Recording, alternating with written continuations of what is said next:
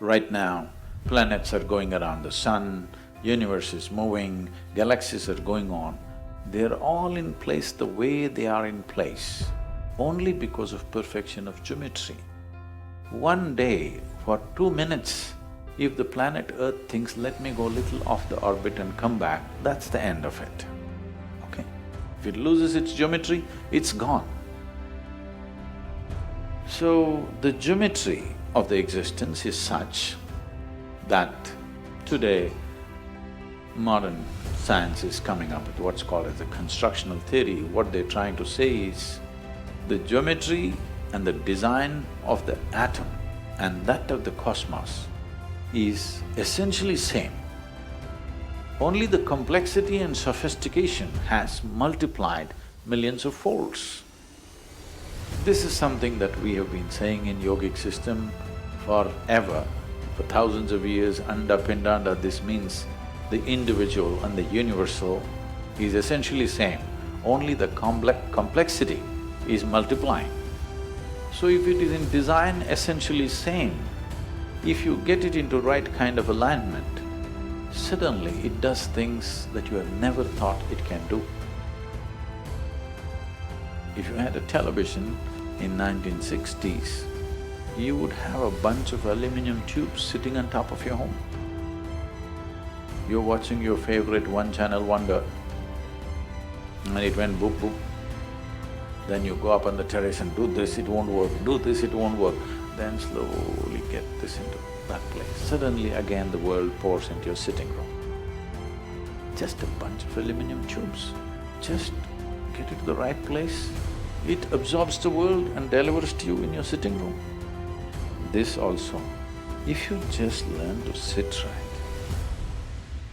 breathe right, hold everything right in the right place, suddenly this can download the entire cosmos.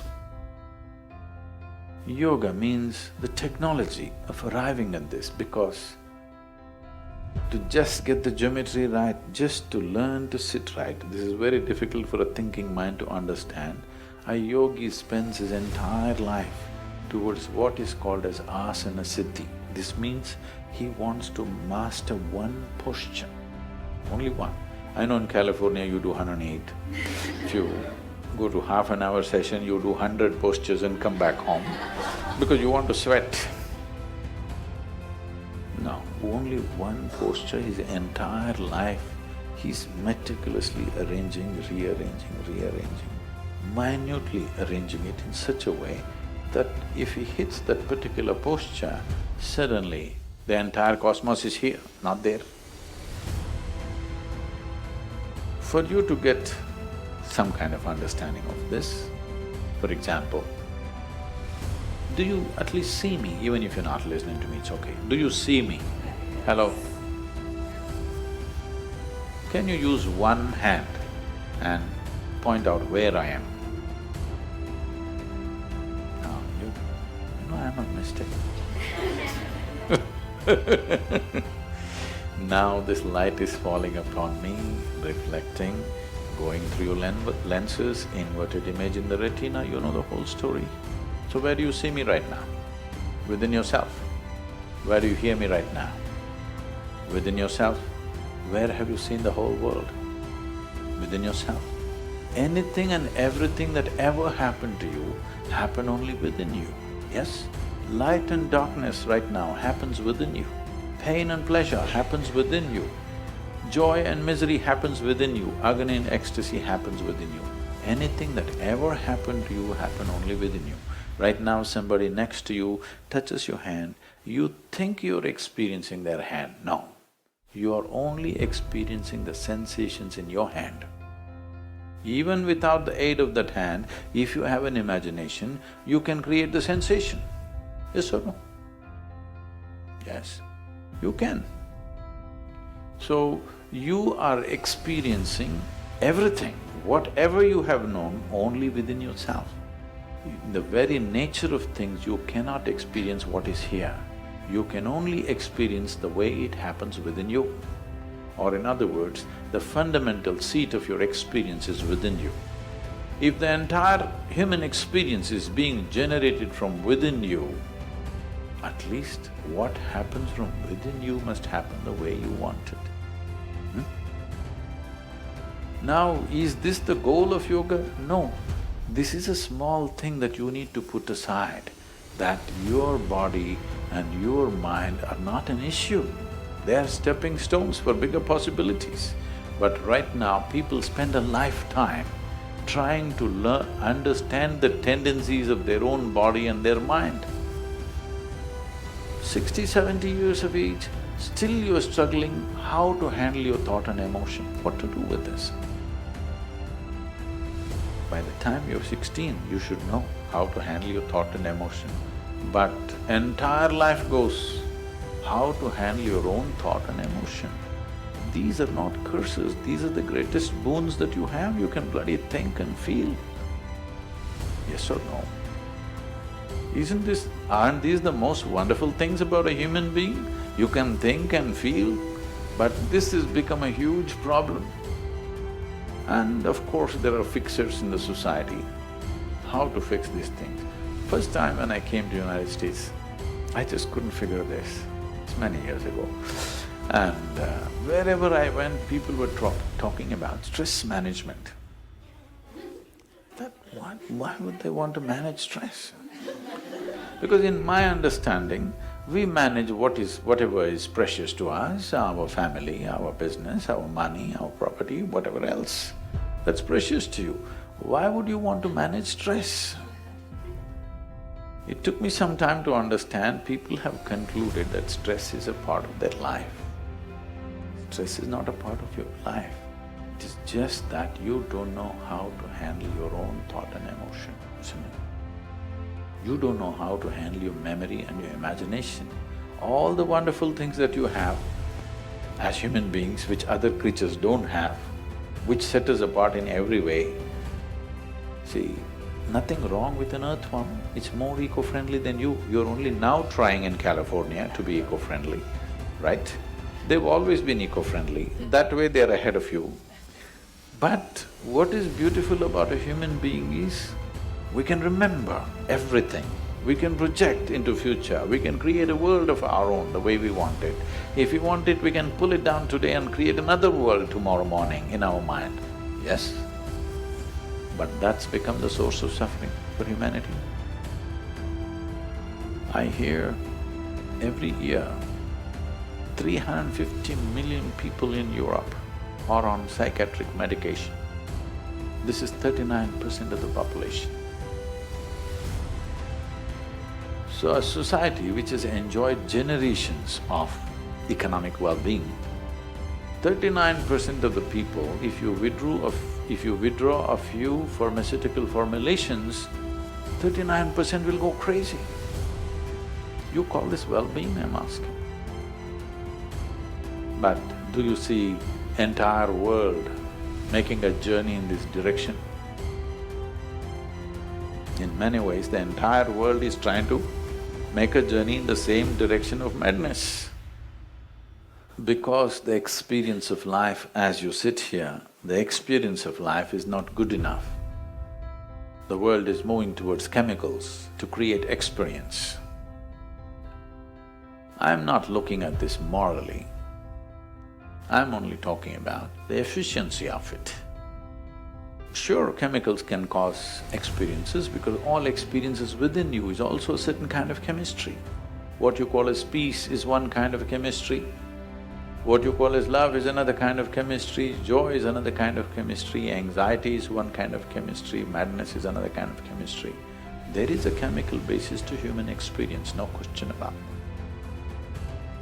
Now, there is a way to take charge of this, that you make yourself in this way that you are not an issue. If you are not an issue, you can handle any issue. Now the problem is you yourself a big issue. Everything, every gift that is been given to you, every faculty that's been given to you is a big issue. Your cerebral capability itself is a tremendous issue, isn't it? This is the greatest gift, but it's become an issue, it's become a problem. This is because there is no yoga.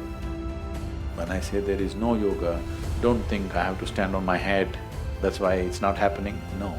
No yoga means there is no union. You become too much of an individual. You started believing that you're an individual. Somebody thinks you're an individual, that's his problem. But you think I'm this, I'm a world by myself, then life will give you treatment. That's the treatment that is going on right now, suffering.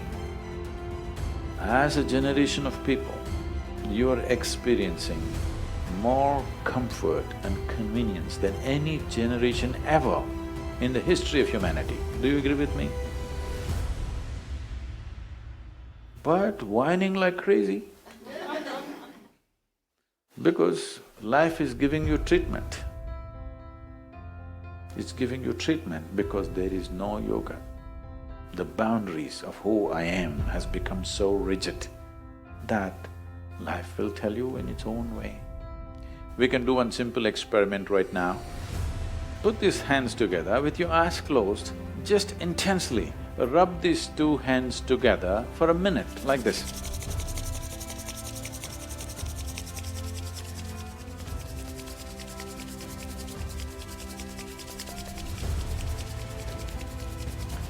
Just hold it apart by 4 inches. With your eyes closed, just hold these hands 4 inches apart.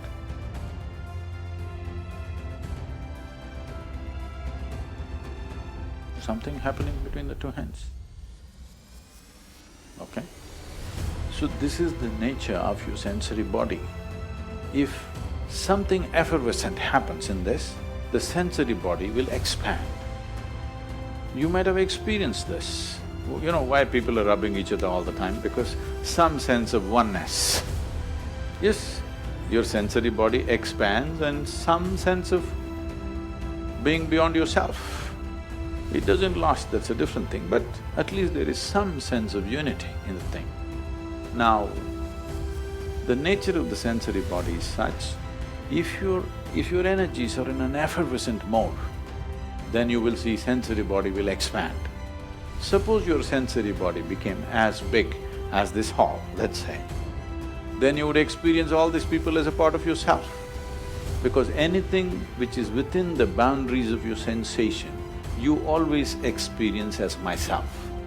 Suppose you experience this one and this one and this one and this one as yourself, then do I have to tell you, don't kill this one, don't harm this one, don't rob this one, don't torture this one? Do you need teaching? I'm asking, thou shalt not, thou shalt not, thou shalt not, do you need teaching?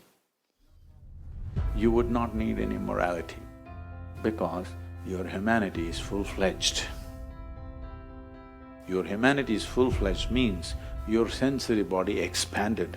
Now you felt very clearly, by experience, as you am experiencing the material that I gathered from many places and made body out of it, and now I feel this is me. If you felt everything else is me, then we say you're in yoga. If your sensory body became as big as the cosmos, the entire universe you felt within yourself, then we say you're a yogi. We went too far with yoga.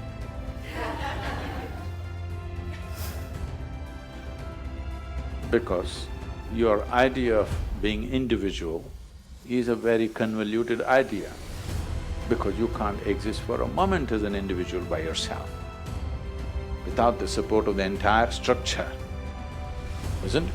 The entire system is constantly working to just make you breathe and be alive here. So, this sense of individuality is the basis of everything. All the crookedness, all the evil, all the violence is simply because this is me, that's somebody else, isn't it? Yes, fundamentally, this is me, that's someone else, I don't care what that is. If I experience this is me, then nobody has to tell me how to be. Nobody has to teach me what I should do and what I should not do. If you experience everything as myself, when you experience everything as myself, then we say you're a yogi. That's what being a yogi or being in yoga means. Not just turning and twisting our body.